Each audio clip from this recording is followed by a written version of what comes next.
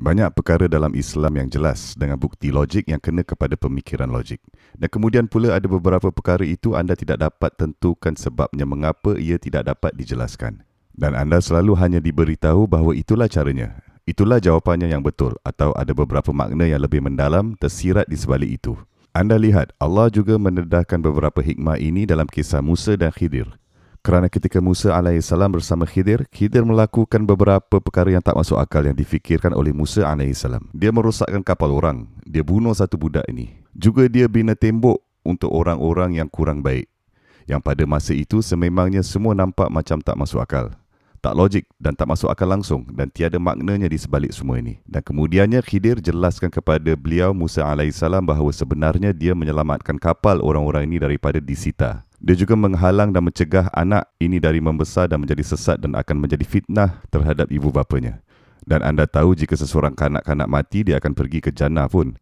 Bagaimanapun, dan anak yatim ini pula telah menyimpan harta warisannya di bawah tembok ini yang dia tidak mahukan orang lain tahu atau cari. Jadi kadang-kadang hikmah sesuatu perkara tak akan dapat kita faham dan mungkin tidak akan dapat difahami sepenuhnya sehingga kehidupan di akhirat. Anda lihat banyak orang tidak percayakan agama kerana mereka mengatakan dunia tidak adil. Dunia yang tak adil itu adalah bagi mereka yang mempunyai definisi yang sangat terbatas tentang kehidupan. Bahawa kehidupan ini adalah dari sejak kita lahir hinggalah kita mati. Itu je. Jika itu konsep hidup anda dan anda memang betul. Dunia ini memang tak adil pun. Pergi sana panjat bumbung dan lari selamatkan diri daripada bumi ini. Anda tahu maksud saya, ini adalah kenyataan. Tidak ada apa lagi kat sini untuk kamu. Jika kamu tak kaya raya dan mempunyai kuasa dari golongan elit yang merangkumi 1% dari seluruh penghuni bumi dan yang berhutang dengan 99% yang lain, kamu dah habis dah. Dunia kamu sudah habis. Tapi untuk kita-kita yang mempercayai kehidupan selepas mati, kehidupan yang kekal abadi, kehidupan yang akan datang kemudian hari, oleh itu kami percaya bahawa dunia ini sebenarnya adil. Kerana orang yang zalim yang fikir dirinya dapat melepaskan diri dari kehidupannya yang memalukan dan penuh kezaliman dan menumpahkan darah dan pembunuhan, orang sangka dia dapat lepas. Tak, dia tak akan lepas punya.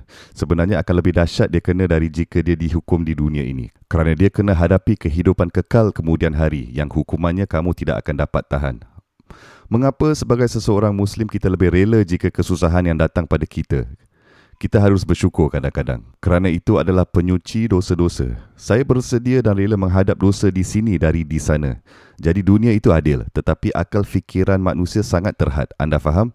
Allah Subhanahu Wa Taala berfirman, manusia, anda diberikan sangat-sangat sedikit pengetahuan. Jadi kita mungkin tidak akan dapat melihat langsung akan penjelasan sesuatu perkara. Dan jika tak nampak, maka kita tunduk. Kerana itulah dia.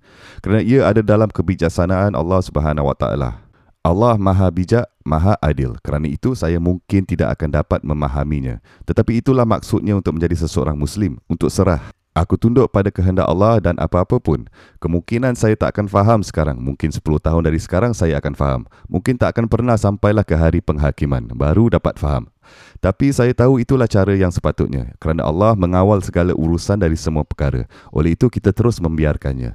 Sebab memang anda tidak akan dapat menjelaskan semuanya. Walaupun saya bertanya kepada anda mengapa seseorang Muslim solat 5 kali sehari, bukan 7 atau 3 atau 6. Kita tak tahu.